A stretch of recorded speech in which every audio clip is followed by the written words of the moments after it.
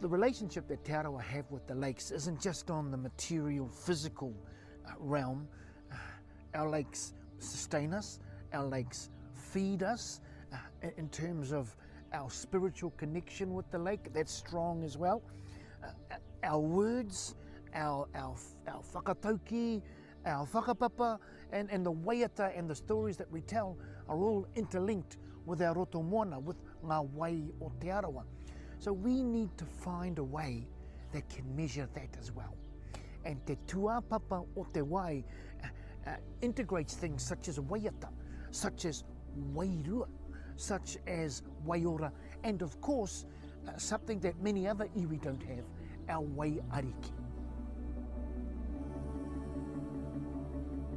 Te Arawa Lakes Orchard was developed in 2011, and yeah, you've been growing quite high quality produce, kiwi fruit since then. Ultimately, the best thing about this job is seeing the whenua produce something every year and seeing those proceeds, those returns going back to the whānau.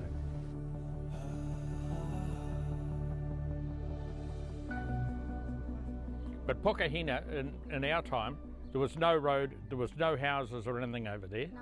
We appreciate what we've had. Te Arawa are more involved with the residents here now, which is good. Whereas for about the first 50 years I never saw anyone. Yeah. Now we see someone at least every 3 months, have meetings and whatever, so we're able to talk things over and everyone knows where they are now. If you starve, that's your fault, because you've got pippies out here, eels out here, flounder out here, kahawai out here. Then, just here we've got a red grape, green grapes up there, banana patch, peaches, nectarines, so nobody should be starving here.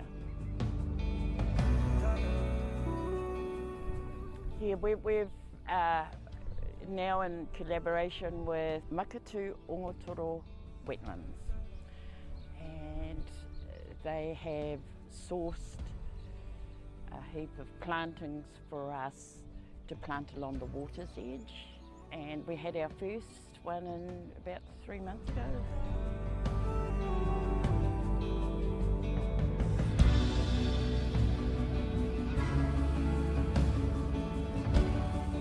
Well, unfortunately we're here at Lake Rotuiti, Bay is Otaramarae, but just around the corner from here it's prolific.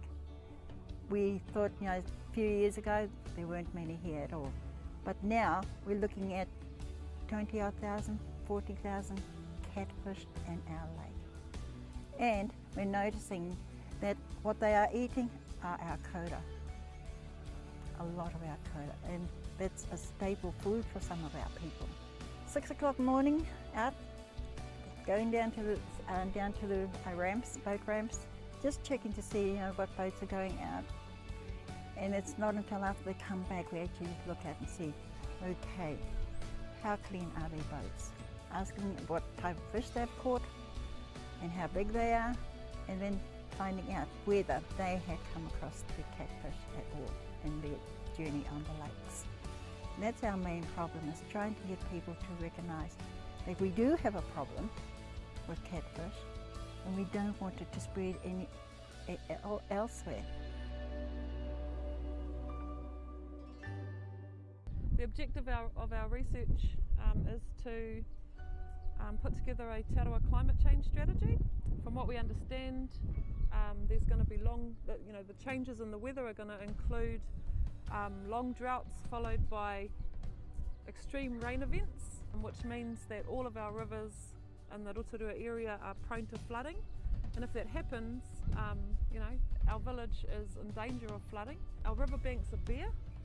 We've been trying to replant them as a community for the sake of the river, just for the water quality.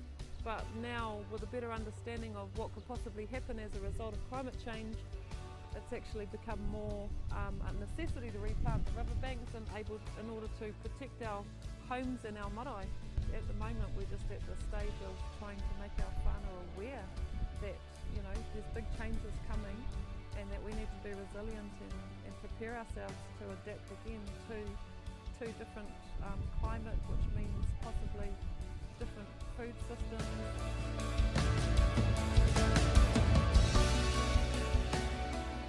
I'm the liaison for our iwi, Ngāti Tarawha Iwi Trust, doing the Taukoda monitoring project out at Lake Okataina.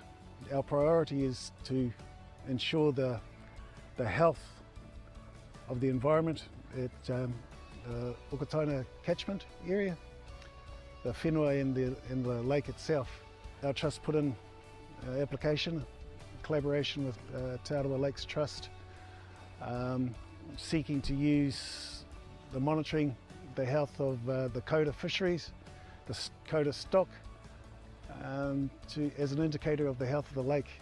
It's still deteriorating, and unless we know where it's at now and we get those baseline indicators, we can't plan to ensure that it's going to be like that in the future for future generations, for our tamariki mokopuna. What I enjoy most about my mahi, it's just being outside and knowing you're contributing to something bigger, I guess. So that's the whole restoration of our lakes, and yeah, just the practical aspects of it as well. Yeah, being on the water and actually doing something practical, I guess.